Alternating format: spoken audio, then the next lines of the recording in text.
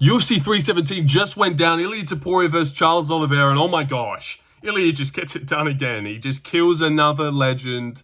You know, our worst fears have become a reality. God, that was just disgusting, wasn't it? But so brutal, and at least we have that guy in the sport saying he's going to first round KO people and actually delivering. And what a great card that was. I'm going to go through the 11 fights and give you my thoughts on them and my analysis, and we'll get to the main event soon. But we start off with Jhonata Diniz versus Alvin Hines. I picked Jhonata Diniz, and he won. He beat Alvin Hines, who was like a short notice call-up, stepped in for Justin Tuffer, 7-0 American regional guy. Really game and tough, and Diniz wasn't as crazy as he usually is trying to get the KO, because maybe he just lost, but not a lot to say. This was actually a pretty good fight. Good fight, entertaining. Alvin took a lot of big shots. They were scrapping. It didn't hit the floor, and it was good. It was decent. But again, another like heavyweight fat matchup going the distance. It's crazy how often these heavyweights go the distance. More often these days, you can pick them to go the distance. Like Hamdi Abdelwahab versus Muhammad Usman. Yep, that's going the distance. We all know it. We all know that's going the distance. Spivak Waldo. Everyone says it's going to get finished. No, it just goes the distance. They all do. All right, moving on. Jhonata wins. That was a simpler pick. Jacobe Smith versus Nico Price. And Jacobe let a lot of people down. Didn't win in the first round. I actually picked him by rear naked choke submission. So that felt good to get this one right. Tried to outthink the room, and it actually worked. But yeah, Jacobe wobbled Nico Price early, follows him to the ground, a lot of ground and pound, instantly gassed. But I didn't expect a lot out of Jacobe Smith. He's a 10-0 American wrestler. You expect some 10-0 American wrestler with all these like collegiate this and award trophy winning that. Like, they're never good. They're never good. So Jacobe's another one of those guys. Good wrestler, really strong, but he's going to gas out. Anyone good beats him, like a Jack Hermansson or someone like that. Well, he's at welterweight. Like a Randy Brown probably beats him, or anyone. All right, but yeah, Jacobe wins, and he a little stock diver. Stock is low now. All right, moving on. Terrence McKinney versus Viacheslav Borschev, and I went Borschev like an idiot. And McKinney got it done instantly, 55 seconds, mounted guillotine. Got it done the way McKinney would. I picked Borschev because I thought, yeah, I know his grappling sucks and people can easily take him down. But people don't easily submit him. It's not just, yep, take it down, submit him. He's got no takedown, he's got no submission defense. You could even see how he was kicking his legs and like he wanted to try. But oh God. McKinney's 30, I should have picked him, but and when Big Marcel posted this, I picked McKinney. But then I looked at, I don't even care about that one. Let's just move on. McKinney just gets an instant sub. And it's not even like exciting because it happens so fast and it's just an instant sub. But pretty impressive. Like we now know Borschev is one of the bums that McKinney can smoke.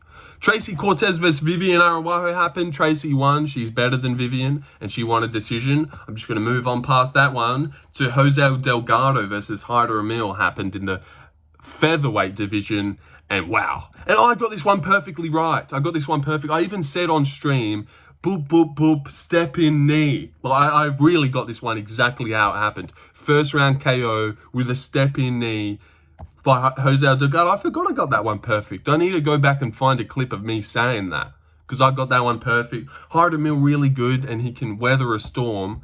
But Delgado is a relentless finisher who trains out of the MMA lab with O'Malley, Marcus McGee, and Mario Batista. Those guys are sick. He's got great training partners. He's got great finishing potential. Hyder Amil was getting hit by everything by William Gomez, a decision merchant. And now he's in there with Delgado, the finisher. And he loves getting hit.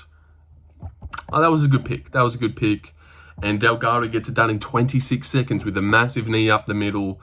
Brutal KO. Hyder recovers, but it was a bad KO and he was out for a bit. All right, moving on to the headliner of the prelims. This is going to be a bit of a faster event recap today. Gregory Rodriguez versus Jack Hermansson. Damn it. Jack Hermansson really getting into his groove. You could see me on stream being quoted as saying, man, Jack Hermansson, this is his type of fight. He's really getting into the groove of things. Then whap-bang! Left hook right on his chin, flattens him out cold with one punch. I'm going to go watch this one back because I don't remember. Well, I remember it, but like, I want to see it again because I didn't really let it sink in just how brutal it was. Hermansson tried to land this fadeaway left hook as Robocop came in and just left himself a little bit open to a massive left hook that landed right on his jaw, flattens him with one punch. One of the most brutal KOs we've got all year. A great KO. It has to be 50k.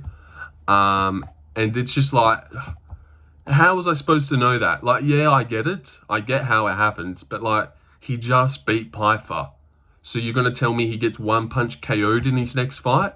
How am I supposed to come to that conclusion that Hermansson's about to get one punch KO'd when Pyfer didn't? And I know Pyfer just is an overhand merchant. Robocop puts it together a little bit more. But yes, it was hard for me to come to that conclusion. Hermansson's got a good chin. Robocop, it's not like he's the best. I actually thought Hermansson was doing good. But yeah, he got fucking killed. It's all right. Moving on to the main card opener, and I finally got a pick right, a decent pick. I got the Hermansson one wrong. So I'm like 6-2 at the moment.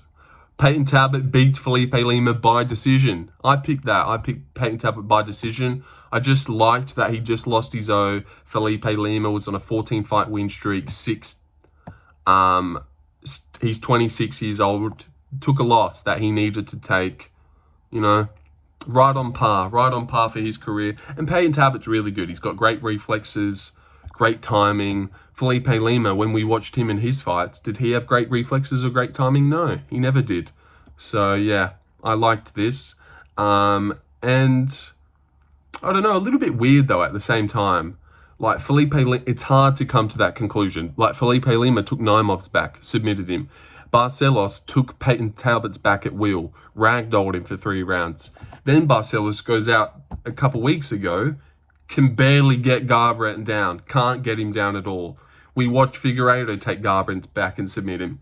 If we watch Barcelos not be able to get down Garbrandt, it makes you think in your head, 1 + 1, then surely Felipe Lima, the guy who took Naimov's back, can take Talbott's back and get him down.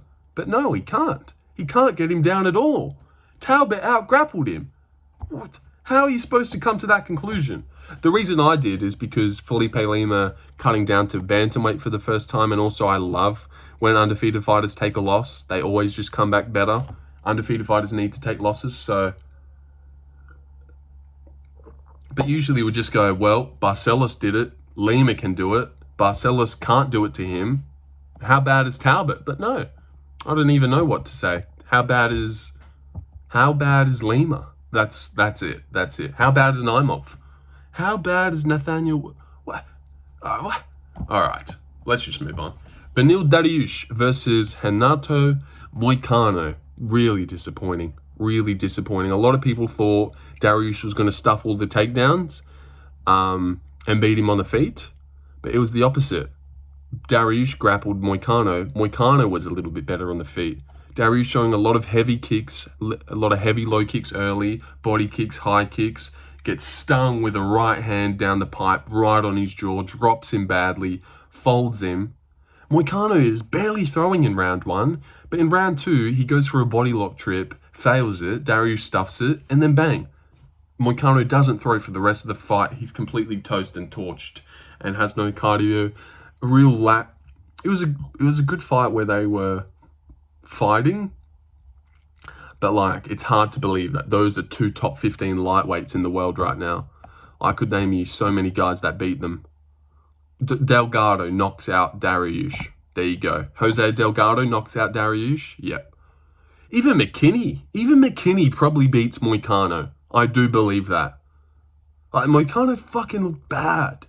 But Dariush looked bad. In round 3, Dariush looked so slow and laboured, but Moicano was just staring at him. It was like Patchy Mix was back and coming for vengeance. I really don't understand what Moicano was doing in round 3.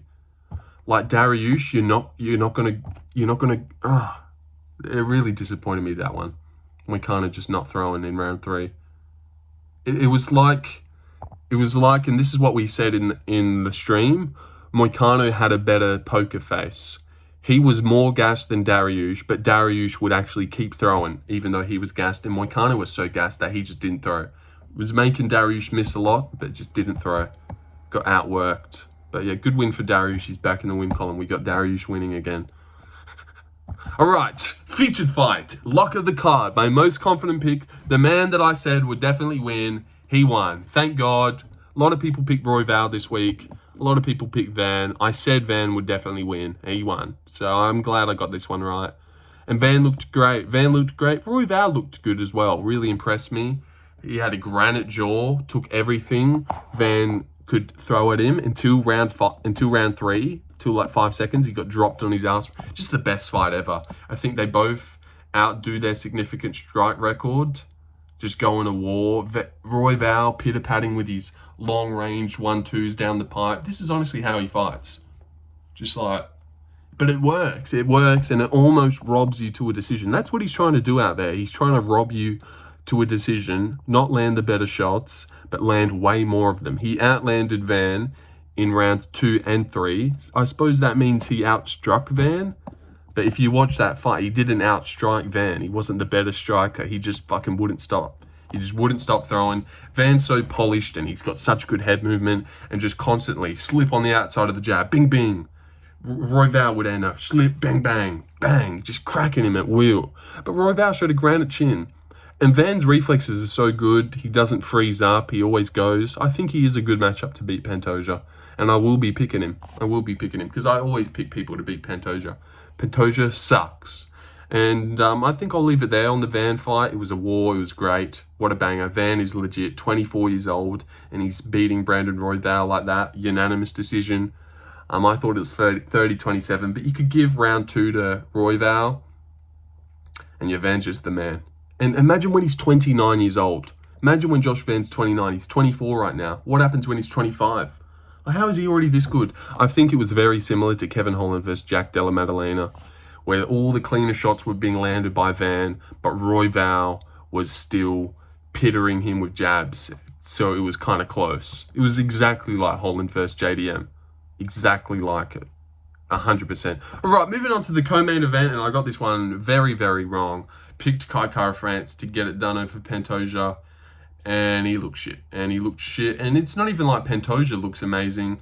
I don't know what it is. Maybe I'm a hater when it comes to Pantoja, but I just never get anything out of his fights. You know, I leave feeling empty. I don't feel like we just watched a belt, you know, be up for grabs. It's just nothing. Round 1 was shit. Round 1 was shit. Round 2 was shit. And round 3 was shit too. It was just shit. You left feeling nothing. The low light of the card, the worst fight on the card, one of the worst fights, one of the worst moments. This would honestly be better served being on the headliner of the prelims and then something else being on the main card. Because it's just something we have to get through at this point.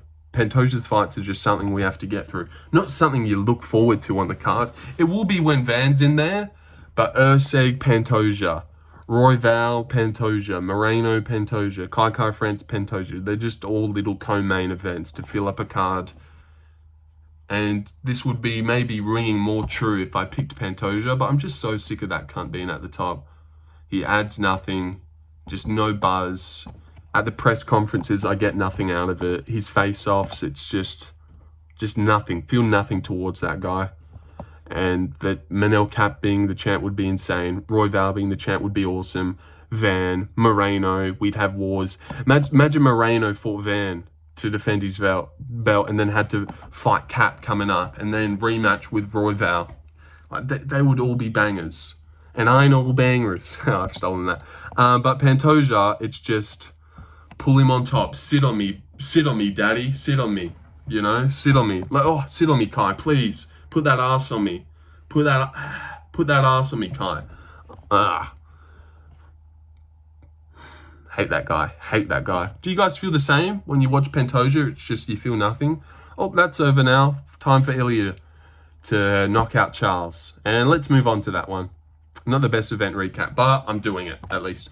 All right, event recap. Ilia Topuria versus Charles Oliveira. First round knockout. I at least got that one right. I picked Ilia by first round knockout. Brutal. Like one of the worst KOs we've ever seen. Just one punch folds him. He's removed of consciousness, asleep. Charles pulls himself on bottom early. Ilia's doing shit, gets back up. Ilia's actually a little bit too crazy, a little bit too wild. Like, instantly fishing for the KO. Josh Emmett, I do think that was his best performance, because Josh Emmett had bricks, and Ilia was so patient and poised in that one, really minded his P's and Q's. But against Volk, his willingness to get in the pocket and just swing is it's a little bit worrying. And Charles, it's like he definitely was going for the first round KO, which I don't always like that.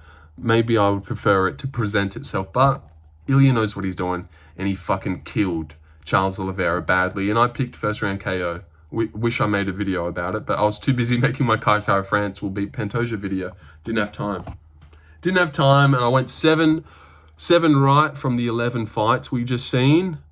Got the co-main wrong, picked Kai France, got the Dariush fight wrong, Hermansson wrong, and Borschev, not the worst.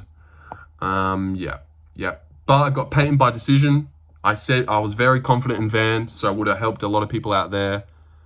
Delgado, I actually called how that KO would happen. Punch, step in knee. Exactly how it happened. I called that. So that was awesome. I said Jacobe Smith would submit, not KO Nico Price. I said he would submit him with a rear naked choke in the first round. So that was impressive.